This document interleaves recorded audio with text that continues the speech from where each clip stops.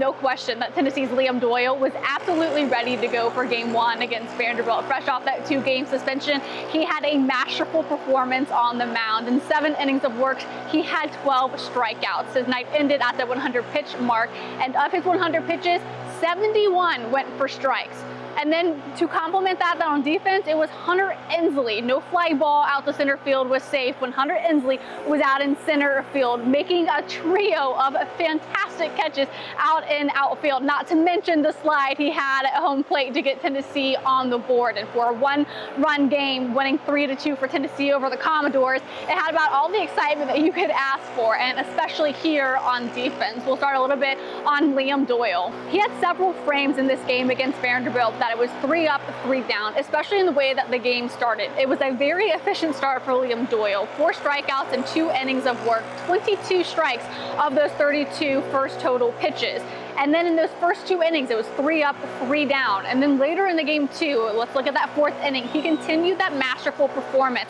By that point, after he was able to strike out 3, he did give up a hit in that inning. 46 of his 64 total pitches at that moment were all strikes. And if you do a little bit of quick math, his first 64 pitches, 71.8% of them went for strikes. If you break it down a little bit more, which I had a little bit of time in between innings, he only went about 4.5 pitches per batter. You could not ask for a more efficient start out of your Friday starter than what Liam Doyle did, coming back after that 2-game suspension. And he really just highlighted in the postgame about how much he relies on his routine to carry him when he's out there, to find his rhythm when he's out on the mound in these type SEC series. Yeah, just confidence, throw with conviction. I think now that my off-speed stuff's grown so tremendously, it just helps my fastball that was already pretty damn good get better. And just throwing it a lot, throwing it in the zone, throwing it at the top of the zone, make hitters swing right under it. Weak contact, swings and miss, always good to throw.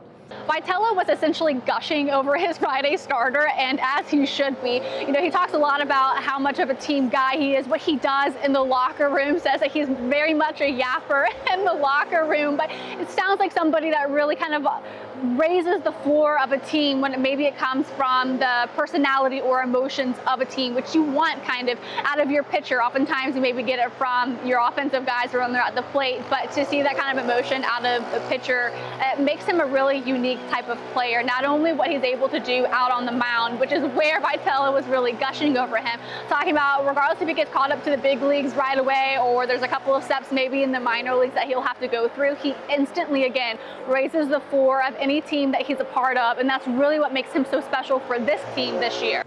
Whenever that guy gets plopped down in the middle of a pro locker room, whether it's the big leagues or they make him go through some steps, he is immediately going to make that locker room a more fun place and a better place because of his warrior mentality on the field and then off the field.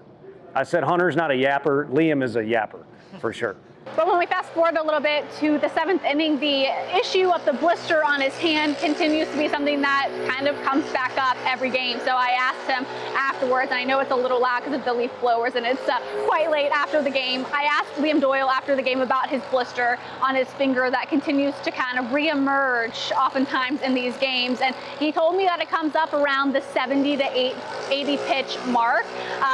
And then I didn't really realize, I tried to get some close-up video of it, but Vitello was saying that part of the reason why they did want to come out there, like the umpires are checking the ball, is because his blister got so bloody that there was blood all over the ball. And again, that kind of talks to the thing we were saying a moment ago about just the team type of player that he is and how selfless he is and the competitor that he is to stay out there. He did not want to come out of the game and to stay out there despite your finger bleeding. And of course, the trainer came out. They all, took some time to look at him on the mound, and it seems that it's becoming something that is manageable. I asked him how he is managing it, especially during the game, and this is what he had to say. Good care of it. We try our best to do it. Sometimes it comes up in a different spot and just happens. I feel like I rip down on the ball pretty hard compared to some other people, so it just happens naturally. It's not often that we get to hear from Liam Doyle, so it's always nice when we get to see or get a peek at his humor, which he did have, and I think that's a really healthy balance, that when you are dealing with something like a blister that gets in the way of the types of pitches that you want to be able to throw and that gets in the way of the type of competitor that you want to be. He did talk about how it actually all kind of went to script. He did want Hunter Ensley to get that catch out at the outfield wall, and he said that's exactly how he drew it up. Get weak or whatever, but it is what it is. Fight through it. Drew up the perfect routine fly ball to center field, double play at the end of the game with the blister going. So that's how we did it, and that's how it was today.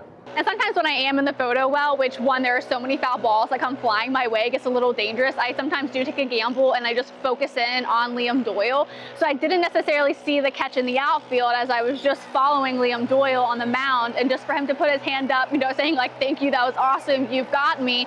That was a really special moment, but it was also, he didn't turn around right away because he, in his heart of hearts, thought he had just given one up, and that was a game-saving play, a game-winning play that Hunter Ensley made in the outfield. So when his time was up and his 100 pitches, you know, got to that mark, he went to the dugout, of course. So I asked him, like, okay, you obviously didn't get to see that whole play transpire, and Hunter Ensley was so kind to have, you know, a pair more of those types of catches in the outfield, and how fitting is it that the last play of the game was a sliding type diving catch that he made. And I asked what it's like to really see a full play like that take shape, and it's just something that he really loved as well.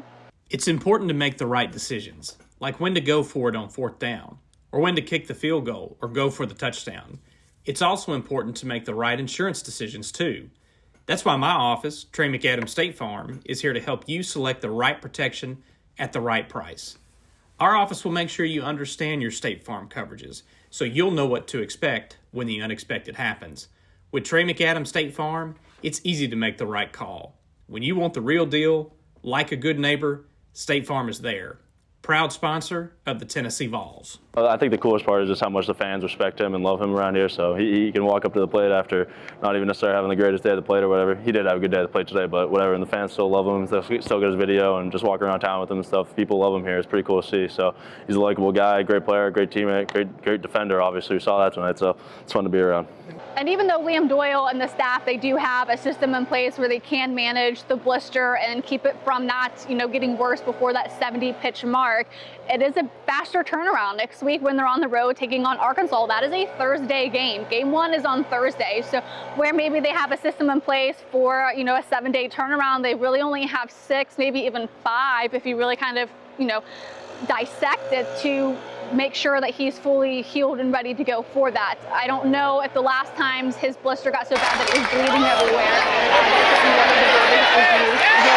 Main time we talked about the injury blister. So we want to flip it a little bit more to what Hunter Ensley did as well.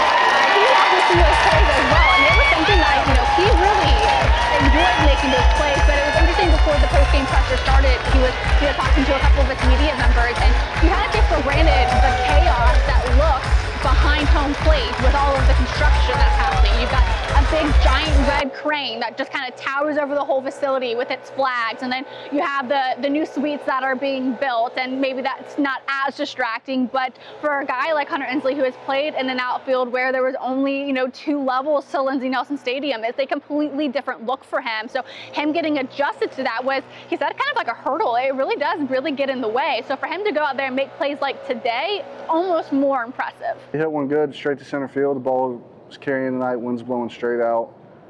But it had enough height to where I could kind of, you know, track it a little bit and kind of get a good read on where I'm going to be at the wall. And it kind of worked out to be in a perfect spot to kind of jump up there and make a play. But, you know, the height on the ball gave me plenty of time to get back there and, you know, get set up and make a play. The test really does continue tomorrow in Game 2 and Game 3. You know, Tennessee right now, the odds look like they will be able to host the regional, but will they be able to host a super regional?